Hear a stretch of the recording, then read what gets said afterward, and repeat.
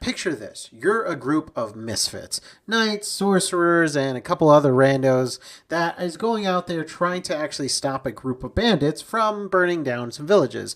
Unfortunately, you're just a little bit too late and arrive to a village that has villagers that are under collapsed buildings, a bandit leader all the way in the back of the village yelling out and shouting out things, and then a bunch of guards that are trying to stay alive and they're about to get wiped out. What do you do?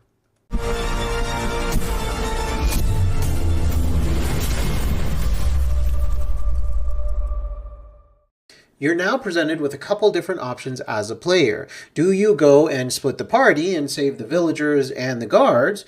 Do you unite as a group and go rush towards the bandit leader and perhaps negotiate with either your words or your swords? The options are now in your hands, and the combat encounter has become a little bit more complex, giving you a little bit more fun in your encounter, making it something that maybe can be more memorable in that moment of play.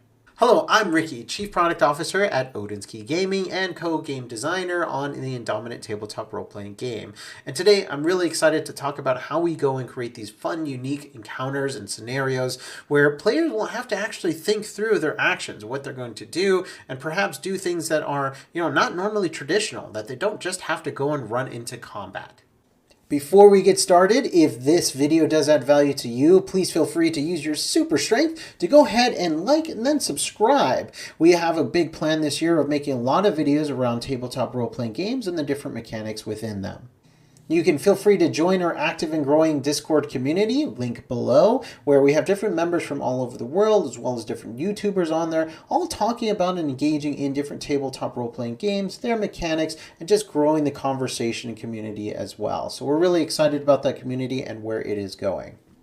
We also have our Indominant Game System Primer available through DriveThruRPG for print, and you can support us directly through that as well. And we're really excited to be able to have that available to show you Indominant. Let's go ahead and dig into point one. Encounters aren't always about combat. Contrary to popular belief, you don't always have to have the next monster, bandit, or threat that you're facing or getting down and hitting or anything like that. You can instead just be going and visiting a merchant, perusing their goods, and making a whole encounter out of that.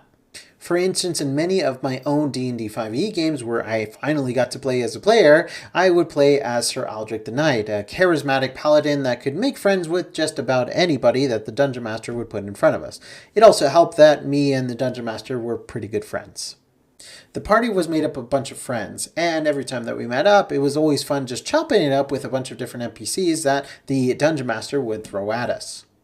But one fun magical encounter that we had was when one of the family members of the party members actually had a broken heirloom, their sword, and they needed to actually go and fix that. So of course we went to the local blacksmith, and in meeting that blacksmith, we actually were able to meet as well the blacksmith's apprentice, a young quirky teenager that was just at the cusp of trying to learn how to even piece together swords and different armors and so on. We spent almost an hour just engaging and talking to this apprentice while the actual blacksmith was working hard in the back trying to actually repair this.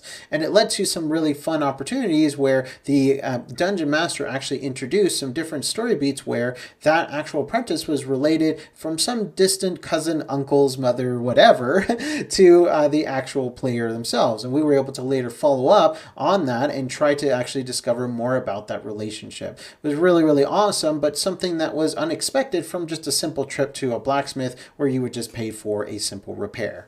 Other non-combat encounters could include perhaps doing skill checks related to uncovering clues for a mystery.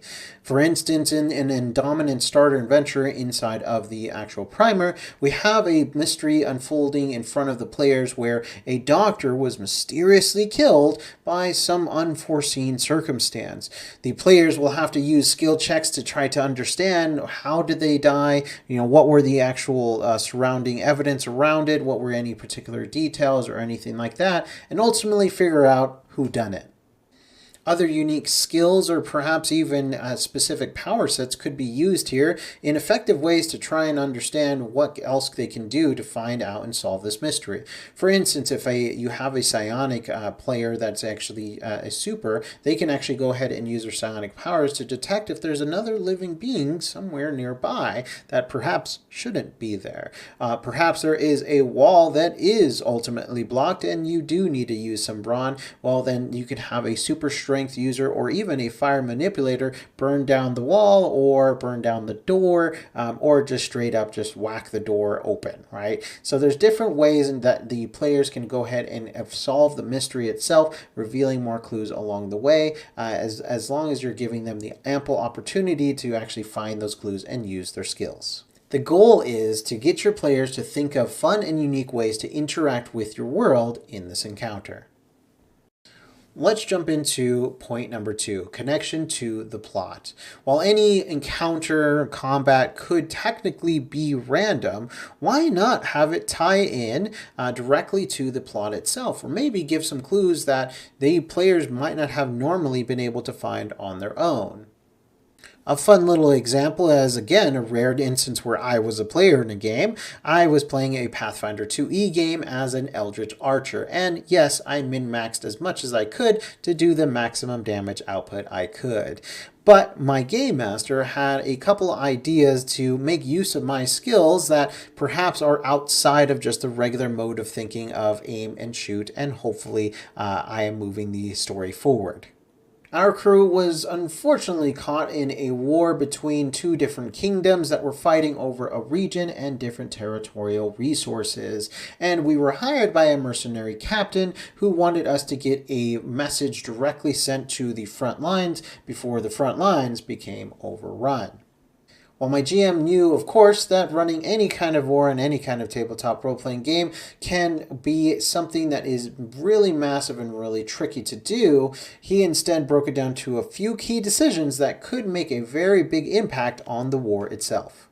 The GM would later tell me that they had multiple paths set up for us, that each path could add to the war effort in fun and unique ways, but the one that he liked the most was the one that we actually chose. The path that we chose had a thick forest that led to a village that was already on the map that had been burnt down through the war effort. But there was a thick fog all over, and our sorcerer friend was actually able to use some magic to clear out some of that fog. And then suddenly I had a very good perception roll to actually find some fresh footprints where I actually was able to lead to a mother and her child that were trying to run away from a raiding party in the area. We were able to walk away from that raiding party, something that I definitely didn't want to do, but we were able to actually go and rescue that mother and child, get to the front lines, and we found out that the mother and child was actually the wife and daughter of the actual person that we were delivering the message to.